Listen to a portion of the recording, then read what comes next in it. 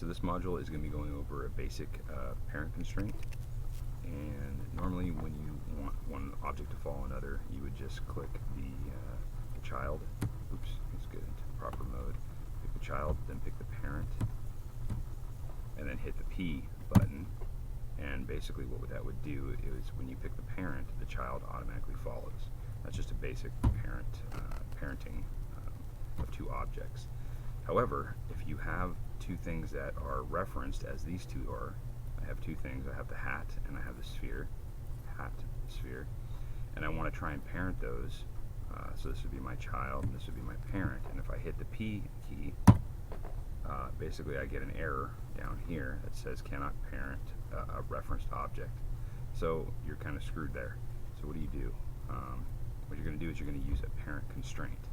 So what I'm going to do is I'm going to take this hat, I'm going to place it on top of the ball here, kind of get it where I want it to be for the most part. And you start out by picking your parent. Then you start out by picking your child, or what you want to parent to it.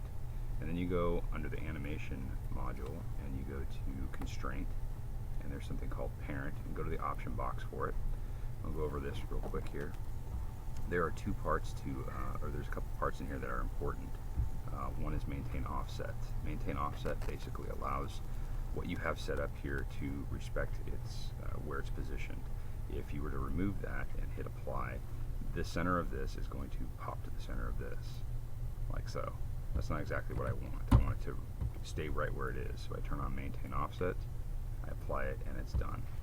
So now I pick my parent and I rotate it around, and it follows just like a normal parent relationship would, parent-child relationship would. I'm going to close that.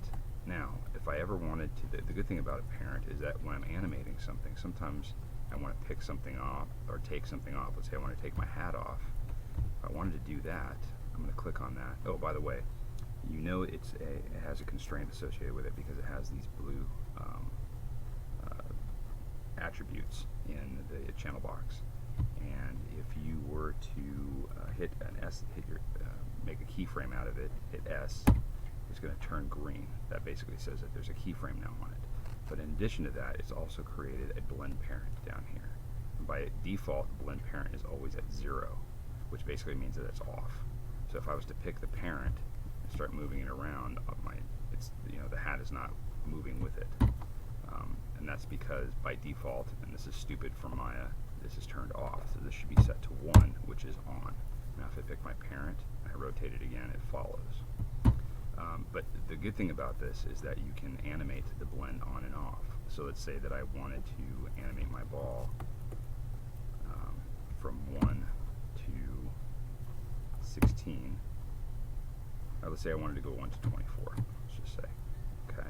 And at 24, I want my ball to be over here. But at frame 14, I want to make it so that the hat does not follow.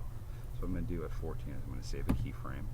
Blend parent is on. I'm going to go to the next keyframe, and I'm going to basically make an on-off switch here. So here it's on. By the next frame, I'm going to turn it to 0, and then it's off. So it's going to follow it, and then it's not.